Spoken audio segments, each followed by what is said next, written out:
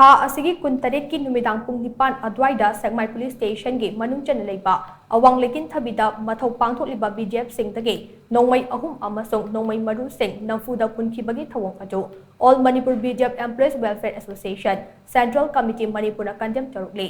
All Manipur BDF Employees Welfare Association ge Publicity Secretary Waikapi mana thadorakpa cherol apana hai Matik chaba khusuman fangdana Manipur miyam ge lanthum amasung punsi kannaba mathou pangthokliba BDF singi awabagi mathakta hena awaba polum ama hapchin birakba haibase miyoibagi lichat ki wangmadade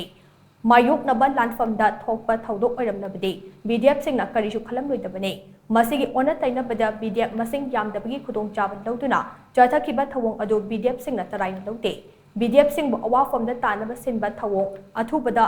Handokpiduna Munkhiba Khulai Sing athuba matamda handokpiyo masina masel machin manang oibagi minung se tanaroi Khulai Sing ado amuk fangnaba khonabada Manipurda leiriba civil society organization sing amade miyamna mating pangbiduna masel gi lan thokadabadagi kanbiyo haina All Manipur BDF Employees Welfare Association na mari leinaba khudimmakta charol asigi khuthangda apil charokli